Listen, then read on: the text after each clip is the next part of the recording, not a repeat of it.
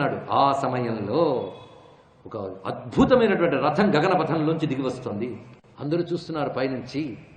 అప్పుడు ఆ రథం భూమి మీదకి వచ్చి భూమికి తాకకుండానే నిలబడింది ఆ దివ్య రథం.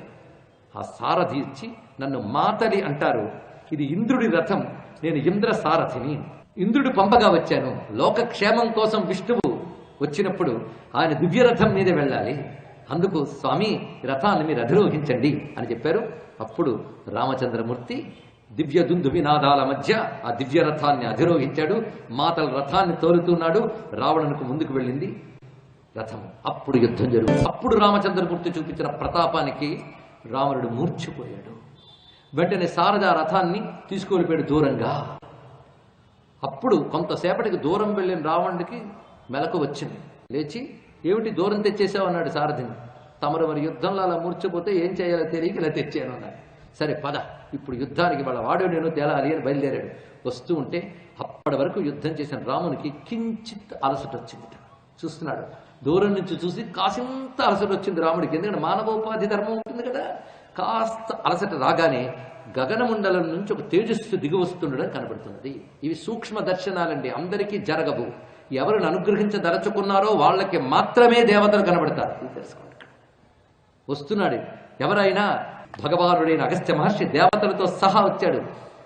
ఆ దేవతలు రామాన్ని కీర్తిస్తూ ఉంటే అగస్త్యుల వారు చెప్తున్నారు, రామ రామ మహాబాహు శృణు గుహ్యం సనాతనం, ఒక శాశ్వతమైన విద్య ఉంది, అది నీకు నేను ఇస్తున్నాను, తీసుకోవయ్యా. దీనితో నువ్వు సులభంగా రావణుని వధించగలవు. ఇది చాలా దివ్యమైన మంత్ర విద్య, ఇది కొత్తదేం కాదు, వేదములలో ఉన్నది, సనాతనమైనది అంటూ ఒక దివ్యమైన మహా అస్త్ర విద్యను ఉపదేశిస్తున్నాడు. అదే ఆదిత్య హృదయం. బయటికి వినడానికి సామాన్యంగా కనబడుతుంది, కానీ దాని నిండా వేదంలో ఉన్న రహస్యాలన్నీ ఉన్నాయి.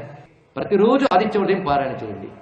సమూహంగానైనా ఆదివారం అందరూ సమావేశమై 11-12 మార్లు పారాయణ చేయండి. దేశక్షేమం కోసం చేయండి, సనాతన ధర్మరక్షణ కోసం చేయండి. ఆదివారం అనాదిగా భారతీయ సంస్కృతిలో అత్యంత ప్రధానమైనది. ఆదివారం ఎందుకు గొప్పదో మనం చెప్పచ్చు.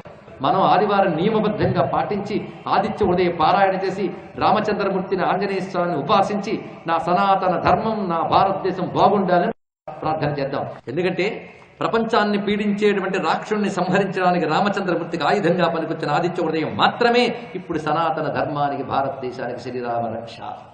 ఇది తెలుసుకుని మనం చేయవలసిన పనులు చాలా ఉన్నాయి. ఎందుకంటే దైవ బలం లేనిది ఏది సాధించలేం. అది చెప్పడానికి నువ్వు దైవానివైనా మానవ రూపంలో ఉన్నావు గనక నీ లోపలున్న నారాయణ తేజస్సుని బయటకు తీసుకోవడానికి ఆదిత్య హృదయం. ఎక్కడో ఆదిత్య మండలంలో ఏ రాముడు ఉన్నాడో, ఏ విష్ణువు ఉన్నాడో, అతడు నీ హృదయ మండలంలో ఆయనే ఉన్నాడు.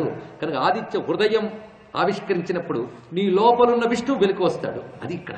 అందుకు ఆదిత్య హృదయాన్ని ఉపదేశించాడు. దాన్ని స్వీకరించాడు రామచంద్రమూర్తి. గురువు చెప్పినది శంకించకుండా చేయాలి, శ్రద్ధగా చేయాలి. అందుకే ప్రీతిగా చేశాడు ఆయన. ప్రయతాత్మవాన్, ఏకాగ్ర బుద్ధితో చేశాడు. చేసి ఆచమనం చేశాడు. ఒక కర్మ చేసేటప్పుడు ముందు ఆచమనం చేయాలి, చివరికి ఆచమనం చేయాలి. అలా ఆచమనం చేసి ధనురాదాయ వీర్యవాన్, ధనుస్సును తీసుకున్నాడు. రావణం ప్రేక్ష హృష్టాత్మ. ఇప్పుడు అలసట లేదండి, వస్తున్న రావణ్ వచ్చేసి దహ్ అని సిద్ధంగా ఉన్నాడు ఆయన. యుద్ధాయ సముపాగమత్ సర్వయత్తేన మహతావధేతస్య ధృతో భవత్. ఇవాళ ఎలాగైనా వీడిని చంపుతానని దృఢ నిశ్చయంతున్నాడు రామచంద్రమూర్తి రథంపై. అప్పుడు ఆశ్చర్యకరమైన దృశ్యం ఒకటి కనబడింది. అప్పుడు ఆదిత్య మండలంలో దేవతాగణ మధ్యంలో సూర్య భగవానుడు ప్రత్యక్షమై రామా త్వర అన్నాడు. త్వర రామా తొందరగా చేయి అన్నాడు. ఇదే ప్రచోదయాత్. సూర్యమండలం ఉన్న తేజస్సు ప్రచోదయ, ప్రేరేపించుట. అది రహస్యం ఇక్కడ. త్వర తొందరగా విజృంభించన్నాడు. రామచంద్రమూర్తి ధనస్సుని సంధించి బాణప్రయోగం చేస్తుంటే రామ అన్నీ తెలిసేందుకు ఆడుకుంటా ఉన్నాడు మాతలు. వీడిని కొట్టాలంటే బ్రహ్మాస్త్రమే నీ దగ్గర ఉంది కదయ్యా అన్నాడు. అప్పుడు రామచంద్రమూర్తి మందహాసం చేసి ఎన్ని తలలు కొడుతూ ఉన్నా మళ్ళీ మొలవడానికి దెబ్బగా బ్రహ్మాస్త్రాన్ని ప్రయోగించాడు రామచంద్రమూర్తి. ఆ బ్రహ్మాస్త్రము జ్వాలలు వెదజల్లుతూ వెళ్ళింది. అరణ్యకాండలో అగస్త్యులు వారు ప్రసాదించినటువంటి దివ్యమైన ధనువుతో దివ్యమైన బ్రహ్మాస్త్రాన్ని ప్రయోగించాడు. ఆ బ్రహ్మాస్త్రము అగస్త్యుల చేతుల మీదుగానే తీసుకున్నాడు. ఆదిత్య హృదయము అగస్త్యుల చేతుల మీదుగానే తీసుకున్నాడు. ఆ ప్రయోగించినటువంటి దివ్య బ్రహ్మాస్త్రంతో రావణుడు మరణించాడు. ఇది అంతేగాని కడుపులో ఏదో అమృత భాండం ఉందని విభీషణుడు చెప్పాడు, ఈయన కొట్టాడు, ఇంటి గుట్టు లంకకి చేటి పిచ్చి కథలు ఇవి పట్టించుకోకండి. రామాయణాల్లో లేవు ఇవి. తర్వాత ఏ పెట్ట కథలు వాడుకో పుట్టిన కథ ఇది. అసలు రామ కథ ఏంటో తెలుసుకోవాలి ఇక్కడ. లేనిపోనివన్నీ కల్పన చేస్తారు.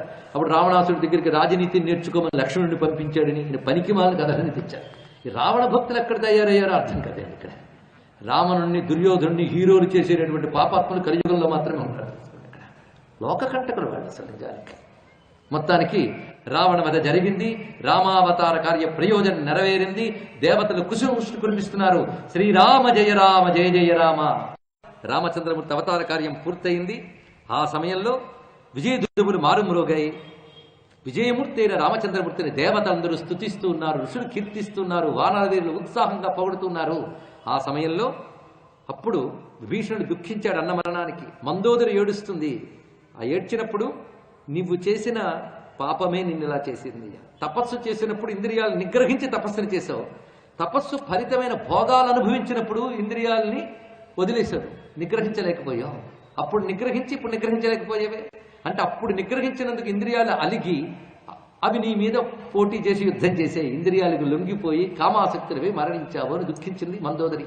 ఆమె దుఃఖాన్ని సముదాయించారు ఇతర రాక్షస స్త్రీలు. రాజపత్నులకి ఇవి సహజంగా ఎదుర్కొనాలి అని ఓదార్చారు. విభీషణుడు దుఃఖపడ్డ ఔర్ధ్వదేహిక క్రియలు చెయ్యమని రాముడు ఆజ్ఞాపించాడు విభీషణుడు.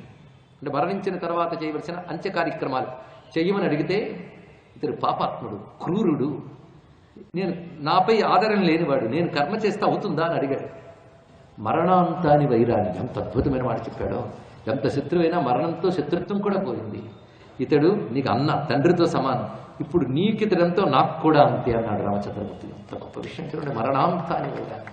కాబట్టి ఇది చేయవలసిన క్రియలు చెయ్యి అని చెప్పి చక్కగా సశాస్త్రీయంగా అంత్యక్రియలు జరిగాయి రావణాసురుడికి. తర్వాత విభీషణుడికి పట్టం కడుతున్నారు. లంకలో పట్టం కట్టాలి. రాముడు ఇంకా వనవాసం పూర్తి కాలేదుగా, లంకలోకి తాను వెళ్లకుండా లక్ష్మణస్వామిని పంపించాడు. లక్ష్మణుడు దగ్గరుండి పట్టాభిషేకం చేయడం జరిగినది.